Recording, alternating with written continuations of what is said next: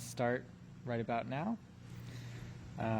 Good afternoon, and thank you all for joining us today at the History Center for the History of Sinkholes in Central Florida. The mic is for the recording, so you're stuck with just my voice in here. But yeah, thank you all for joining us, and that it goes for everyone joining us online too for the live version of the webinar. I'll leave time at the end for any questions, and if anyone online has questions, you can add those to the chat, and Katie will pass those on to me afterwards. I am Aaron Paul, the digital archivist here at the History Center, and today we're going to be talking about sinkholes. So, might be a little self-explanatory, but sinkholes are holes in the ground caused by collapses of the surface layer, and they're often caused by the underlying rock dissolving. Sinkholes can range in size widely from very small to hundreds of meters wide and or deep, and tend to be circular in shape. Sinkholes are not unique to Florida, and they can be found around the world, including this one that happened in Rome, where the bus, I would say, was quite fortunate, or unfortunate because they ran into a sinkhole, but, you know, it looks like the door was pretty well located where everyone could get out. So I think it ended up well for them. But Florida is pretty well known for its sinkholes. Locally, there are a few famous examples, and the closest would be Lake Eola, which is formed as a result of a sinkhole. In the 1870s, Jacob Summerlin purchased 200 acres of land, including downtown Orlando, and a sinkhole started to form over time due to a combination of rainwater and a natural aquifer 200 feet underground. The sinkhole began to fill with water and ended up creating the lake. And in 1888, the lake and park were officially recognized and named Lake Eola. There are a few different types of sinkholes, but the majority are caused by what's known as a karst process.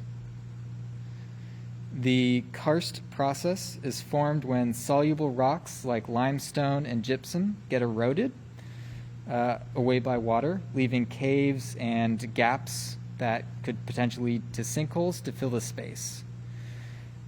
Typically, rain is slightly acidic, and when it moves through the soil and decaying plant matter before it gets to the limestone, it gets even more acidic. And it kind of trickles down into the underlying limestone. Limestone is incredibly porous, and so when it's going through the limestone, it pulls minuscule bits of the limestone and kind of takes it away, carries it along its journey, which leads to erosion. And as that erosion continues and expands, it allows for more water to kind of get through those cracks, leading to faster rates of erosion. That erosion can lead to large empty spaces in the limestone and expanding kind of the gaps where once there was stone, leading to empty spaces where the roof of it is supporting the weight. If it continues to expand, or if there's a lot of additional weight placed over it, it can cause it to collapse, creating a sinkhole. When that happens in a stream, it can cause the stream to drain into it, and that is called a disappearing stream.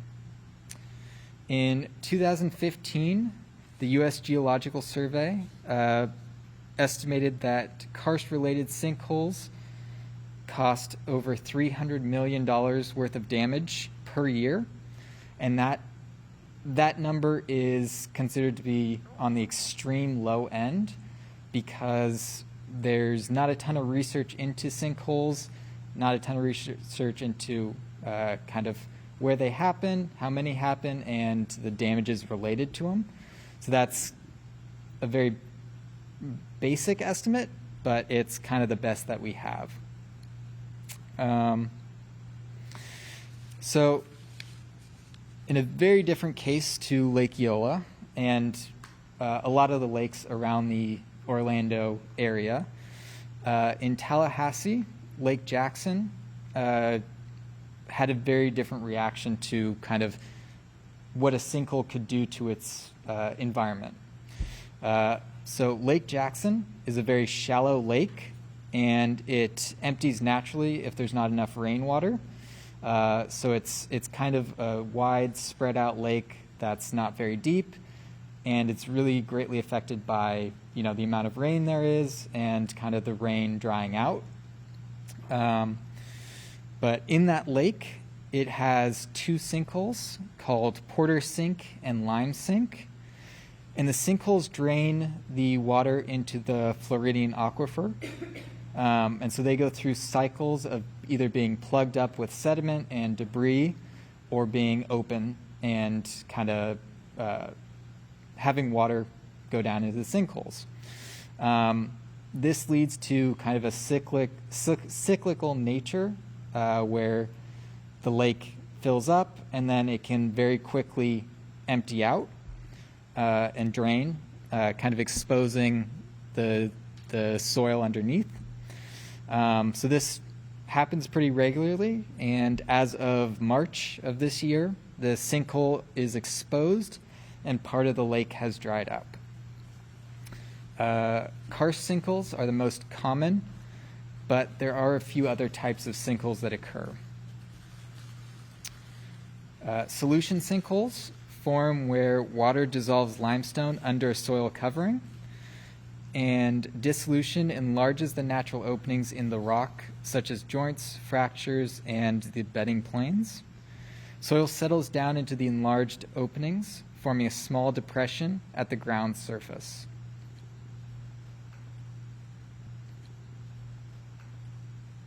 Cover subsistence sinkholes form where voids in the underlying limestone allow more settling of the soil to create larger surface depressions.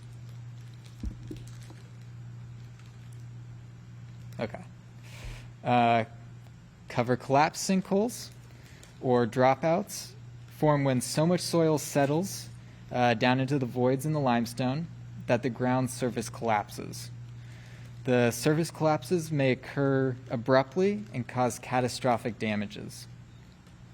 New sinkhole collapses can also form when human activity changes the natural water drainage patterns in karst areas, and these are one of the more dangerous types of sinkholes. Pseudokarst sinkholes are a lot like karst sinkholes, but they're formed by processes other than natural dissolution of rock.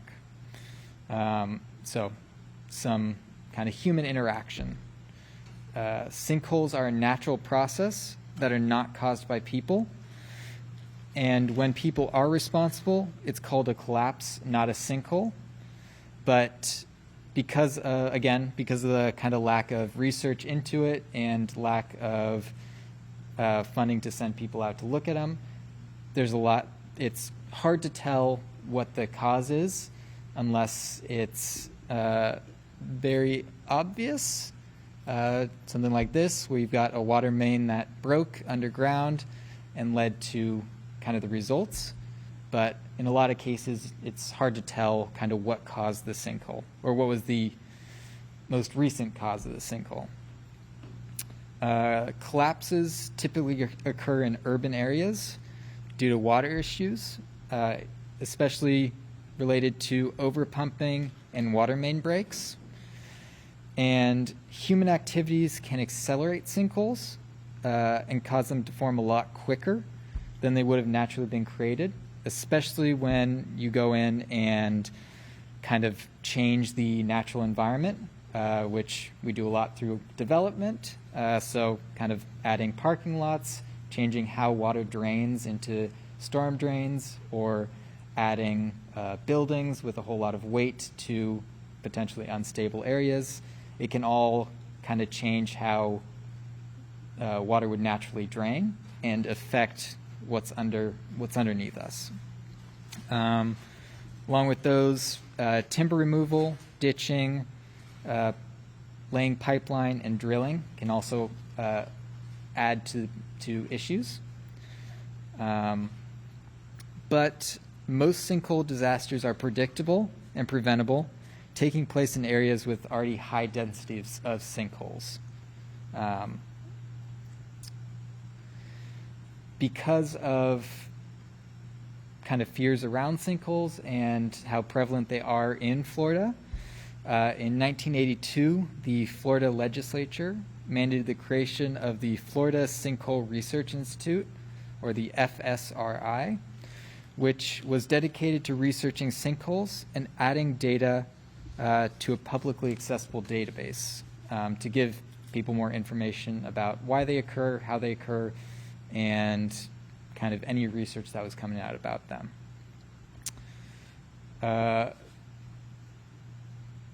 So because of how common they were and how expensive they were becoming, there was a lot more funding for scientific research to better understand why, and attempts to figure out how to halt their progress, detect them earlier, and prevent them from becoming major issues, and keep them as manageable as possible. All of that funding and access to kind of lots and lots of sinkholes attracted international researchers to Florida, but in the 1990s, the FSRI was eliminated and its database got transferred to the Florida Geological Survey.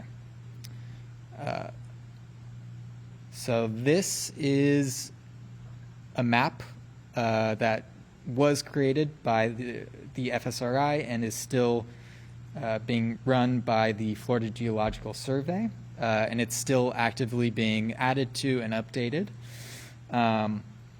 All of the little rings are reported cases of sinkholes.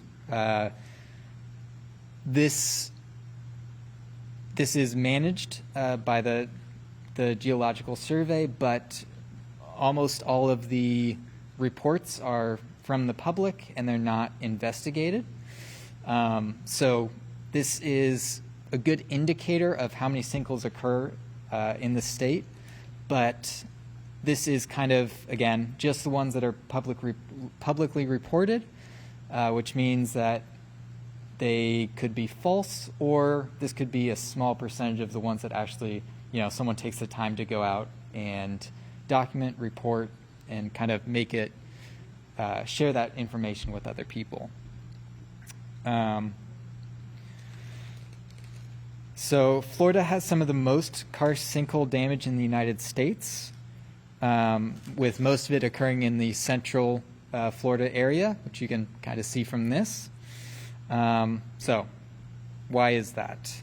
It has a lot to do, or mostly to do with what's kind of under our feet. Florida is, or underneath Florida, is mostly limestone. And in central Florida, that limestone is about 15 to 25 million years old, whereas around the edges of the state, it's only around 120,000 years old.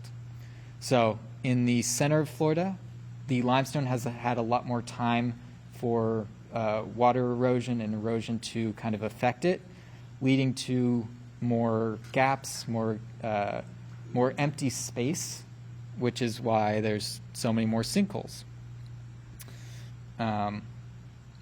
The group of counties in central Florida that have the greatest risk of sinkholes are called Sinkhole Alley. And kind of right in the middle of Sinkhole Alley is the Villages, which has quite a bit of sinkhole damage, but apparently isn't reported much, because having sinkholes isn't great for property values, and something you want to hear about when you're going to a place to retire. But they do have a lot, and they're kind of working to fix it as much as they can. So sinkholes can cause a significant amount of property damage, but they do seldom lead to deaths. In Florida, as of 2018, there's only 6 recorded deaths related to sinkholes. But again, it can swallow up your house and take most of your possessions with it. But at least you're safe. So, or more safe. In June 2012, Tropical Storm Debbie hit Florida and resulted in numerous sinkholes forming across multiple counties. In that month alone, Hernando County reported 145 sinkholes. Suwannee County reported over 175 sinkholes, and other counties reported similarly high numbers. So it's believed that before Tropical Storm Debbie hit, there was a period of kind of reduced rainfall, of drought, and so there was more kind of groundwater pumping and less surface water. And when the tropical storm hit, it dumped a ton of water on the surface, leading to kind of a lot of extra weight and a lot of extra movement, leading to all of these sinkholes appearing, kind of that difference between heavy rain and no rain. That quick change was thought to be what caused all of the sinkholes to appear. Fortunately, the History Center doesn't have any sinkholes in its collection, and hopefully none are going to appear anytime soon. But we do have photos, videos, and some other material related to sinkholes. And this slide is an assessment that was created after the tropical storm hit to kind of provide a gauge on where the highest dangers were in Florida and kind of how it could, future effects, trying to predict where future sinkholes might occur and what the prevalence might be. So we're going to start with one of our more famous sinkholes, a little bit farther away than Lake Eola, but the Winter Park sinkhole. So on May 8th, 1981, a sinkhole first appeared near the house of May Rose Williams, Winter Park resident, and within the first few hours, a 40-year-old sycamore tree fell into the sinkhole. By the next day, the hole had grown to almost 40 feet wide.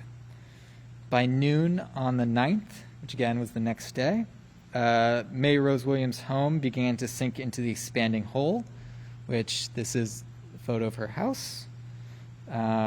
Fortunately, the family was able to evacuate the house before all of this happened and take at least some of their possessions with them.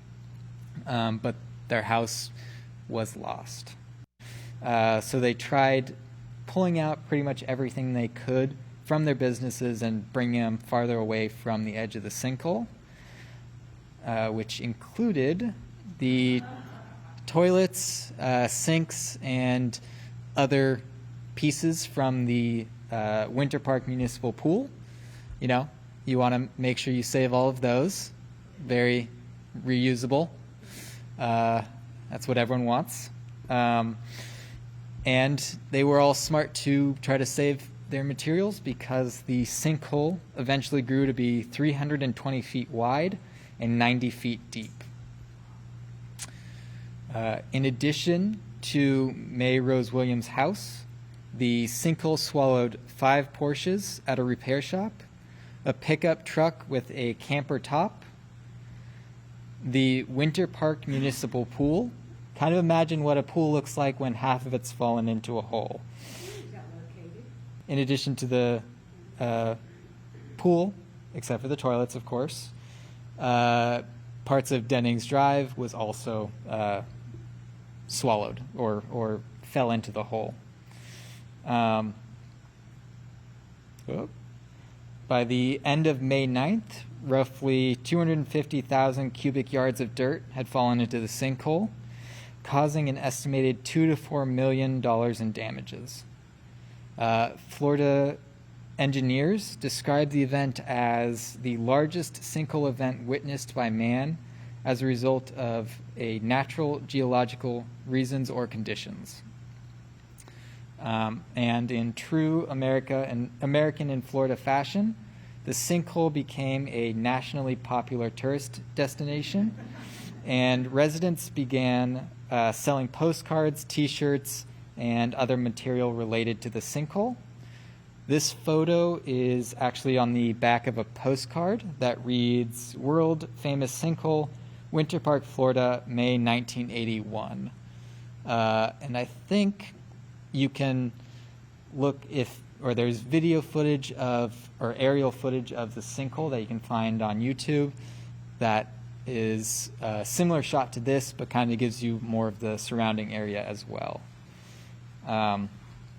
So even the city of Winter Park set up a tent at the sinkhole to sell photographs.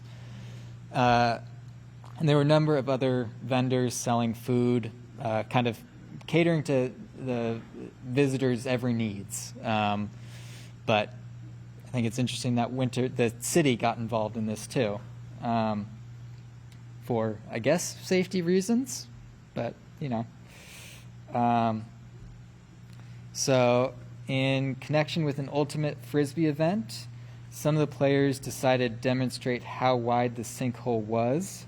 By attempting to do what no rational human has ever done before, sail a disc across the expanse of the Winter Park sinkhole.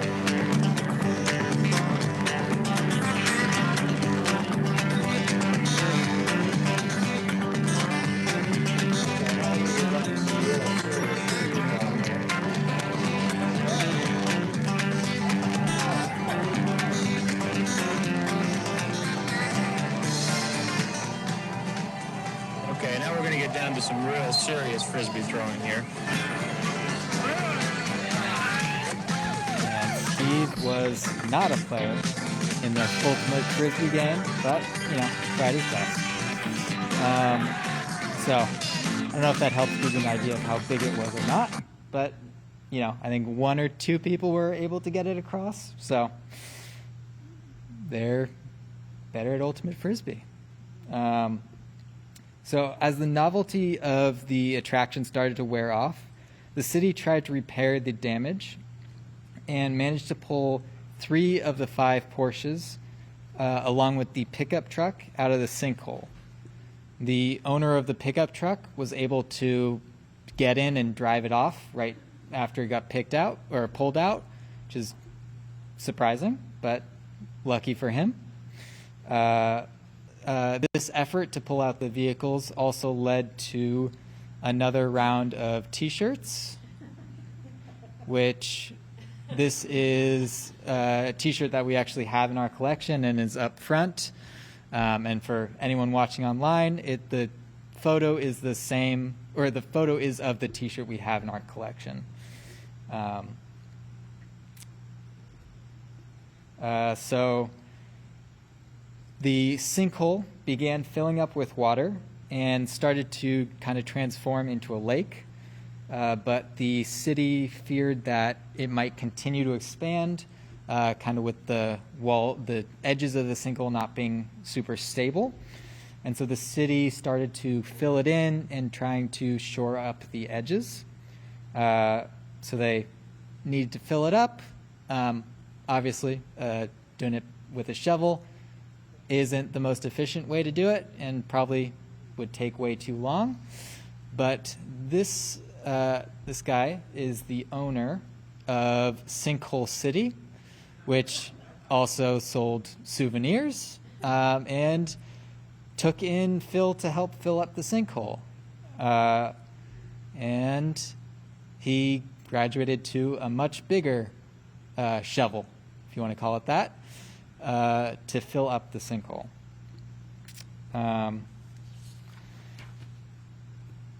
So as part of kind of the shoring up and monitoring of the lake, or the soon-to-be lake,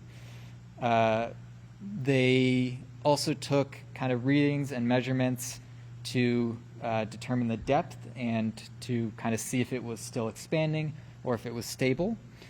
And other than a 20-foot drop in the lake's depth in 1987, it has remained stable ever since.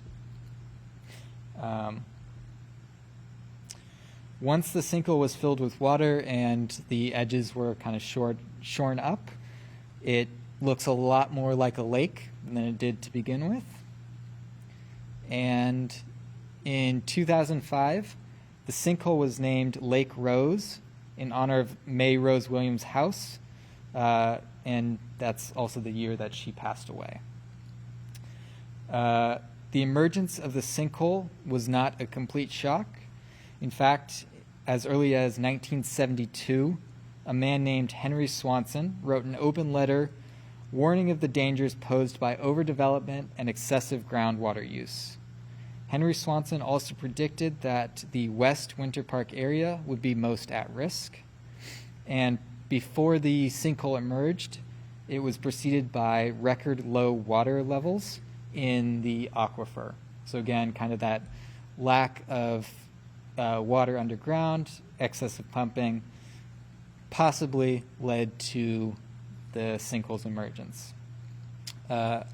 Apparently, the sinkhole, or Lake Rose, was also mentioned in The Sopranos as a good place to dump a body. I don't remember it being in there, but apparently it is. So,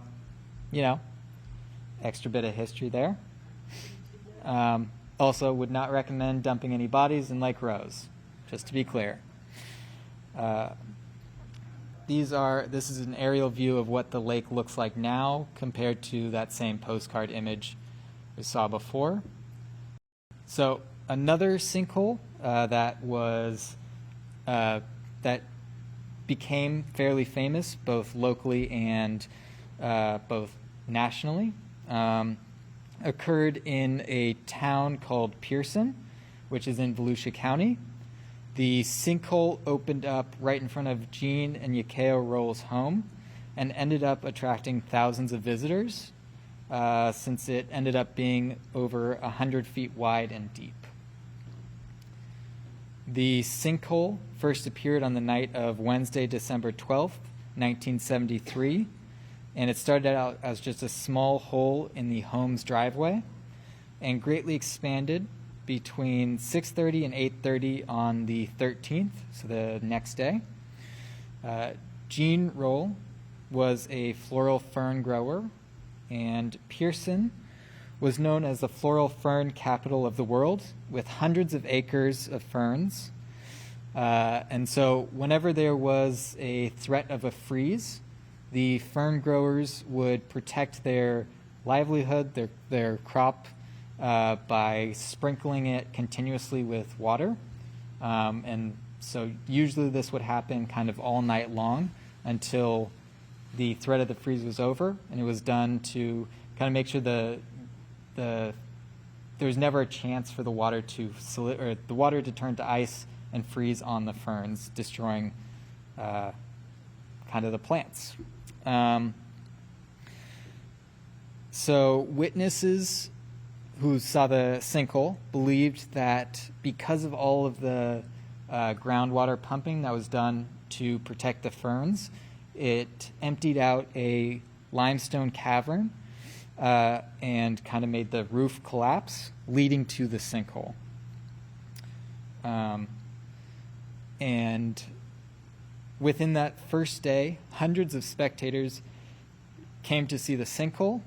So many, in fact, that they ended up having to rope off the sinkhole to make sure no one got too close as a safety measure. So the sinkhole continued to expand over the course of a week, getting closer and closer to the Rolls' home, and ended up being only inches away from the side of their house, which most of these photos you can kind of see just how close it got. The Rolls, with the help of 200 Pearson residents, moved everything out of their house with the reasonable fear that it would continue to expand and kind of take their house down with it. But fortunately, it stopped right about where this picture shows you, and the family was able to move back into the house. The family then talked to their insurance company, who wrote off the house as being unsafe. Again, there's a sinkhole that's right on the edge of the walls, so pretty fair assessment. But the Rolls decided that they liked their house, liked where they lived, and so they took the insurance payout and ended up buying the property back from the insurance company at a greatly reduced rate and moved back in. Because of that, they began filling the sinkhole using construction materials, including dirt, wood, cardboard, and concrete slabs. And a year after the sinkhole formed, they'd filled it about a third of the way. Tourists continued to visit the sinkhole over a year after it initially formed, and they had more than 35,000 visitors to the property in just the first 2 weeks.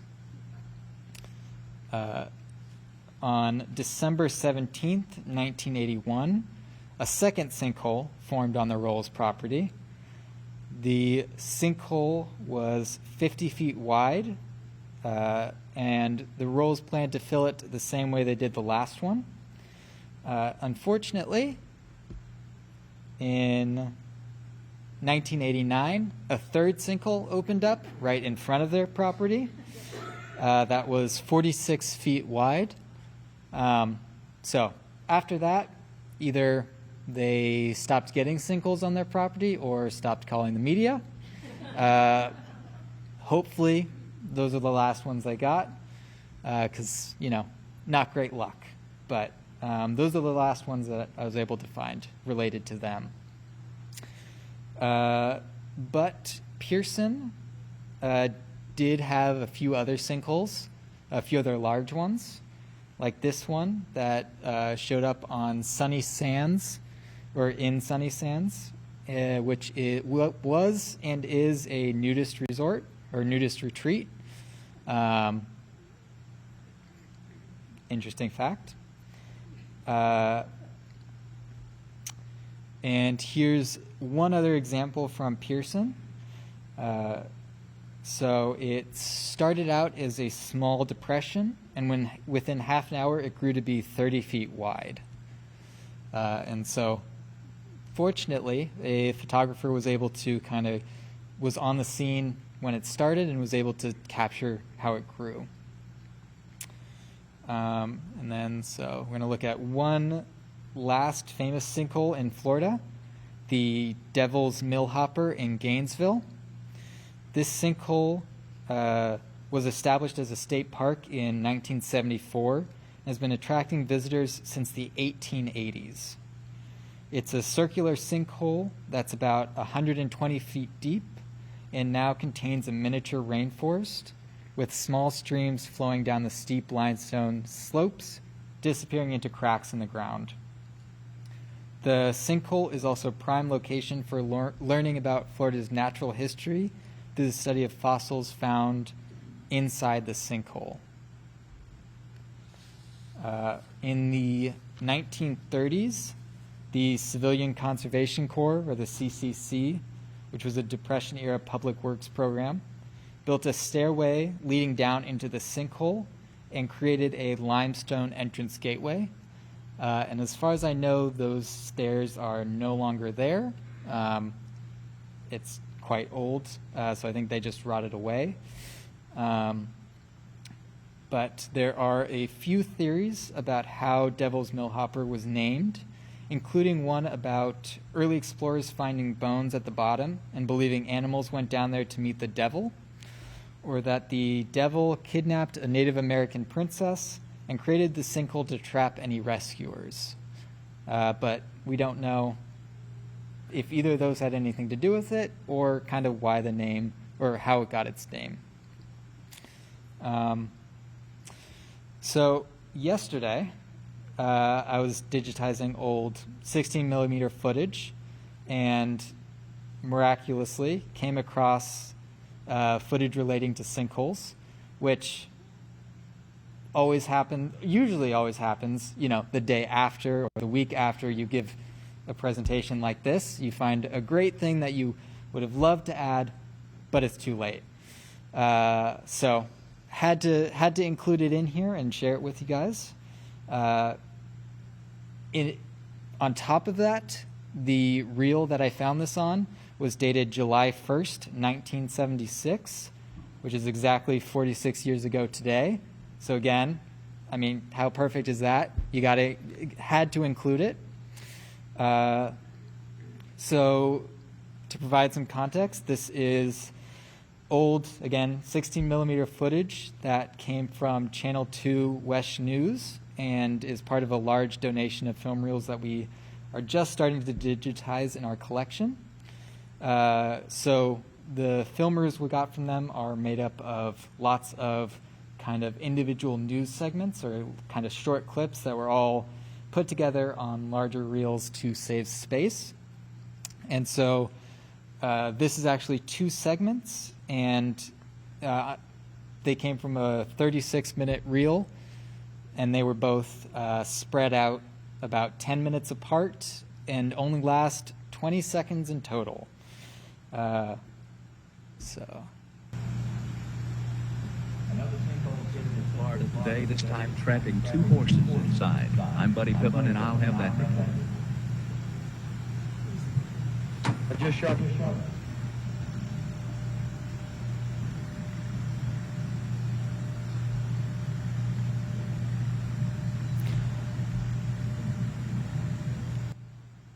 And the quality is better than that, but it doesn't show up as well on here.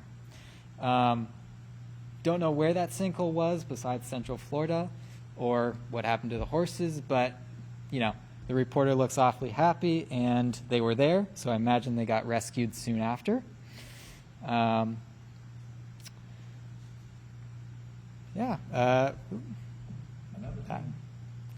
Thank you all for joining us today. Hope you enjoyed the program, even with the technical glitches that came up a few times and the very loud sound. Supporting our programming is one of the best ways to support the History Center, so we appreciate you being here today. If you want to learn more about how you can support us and get involved, or just want to look at what's going on or kind of see our collection, see the other things we're working on, you can visit us at our website, thehistorycenter.org. Are there any questions? Yeah. Did I hear correctly that 1870, when the downtown area was purchased, was not a sinkhole yet? It started to form, it was, I think, 1888, or let me see, 1870s, yeah. So it was just beginning, it was kind of on a corner of the land he purchased, and it was just starting to form then. I was hoping we might have pictures going back that far. Unfortunately, we didn't. But yeah, it was just starting to form and just starting to fill up when he purchased it. Yep. You said at that time it was how deep, and is Lake Eola still that deep now?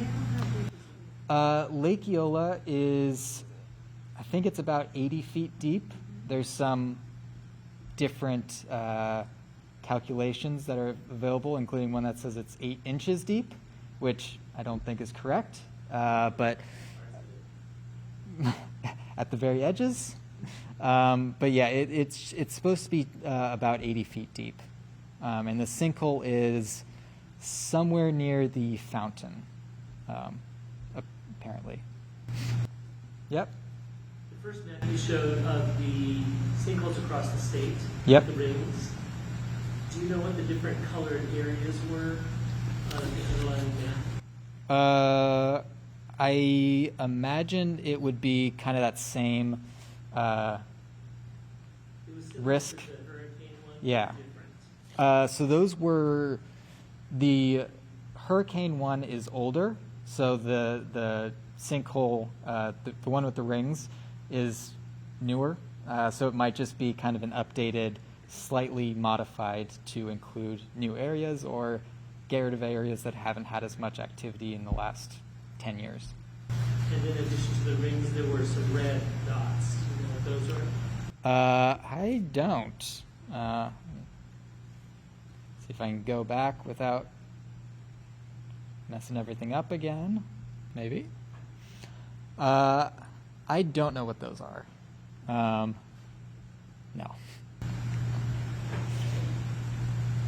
You know what the ring in the middle of the... So I imagine that, again, this is publicly reported sinkholes. Either someone mistakenly put it there or purposely did it even though it wasn't there. Or, I mean, it could possibly be an underwater sinkhole, but I doubt that. I think it was probably just someone, putting it in the wrong spot. But yeah, there's, a good example of why this is a somewhat good reference, but not perfect. Any other questions? Yeah. When a sinkhole happens, whose responsibility is it? Whether it be an individual homeowner or like in a rent apartment case, who's responsible to fill that, stop it, whatever they do? I think it depends a lot on where it is and who kind of owns the land. With the Winter Park one, I think probably in large part due to the size and because it affected the road, the city kind of took responsibility for it.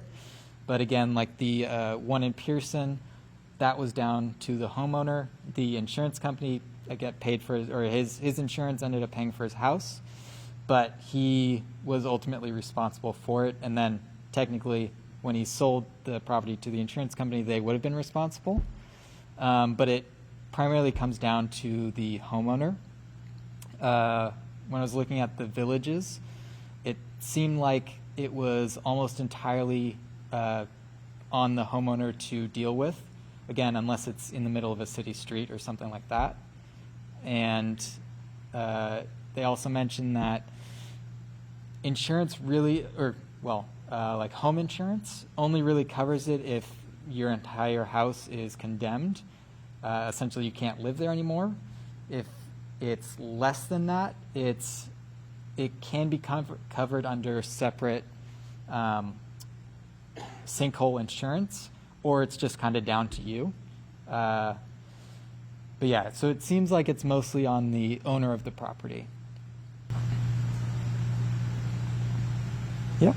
There are so many lakes in Florida. Are they sinkholes? A lot of the ones, at least in this area, are. I wasn't able to find out how many of them are, because a lot of them are also kind of man-made lakes or kind of like retention pond type things. But some of them are, or a lot of them are sinkholes, and then again, there's different types where some of the sinkholes just kind of cause a much more shallow just depression versus a hole that can be 80 feet deep. And so even that depression would kind of count as a sinkhole, but maybe more of like a puddle. So when you buy a land, you don't know, you may sink. You may, but where we are, Hurricane gets you, or meteorite gets you, car can crash into you. yeah, and where we are seems to be a little bit more stable. I did see that most of the sinkholes in Orange County and kind of closer to where we are now tend to show up around or like along I-4, which might just be because there's a lot more traffic in that area and people see it and it becomes more of a news story. But it could also just be, again, kind of weight related or water runoff drainage issues. But yeah, I mean, everywhere you live is going to have some type of issue that could be not great. We got hurricanes too. Any other questions?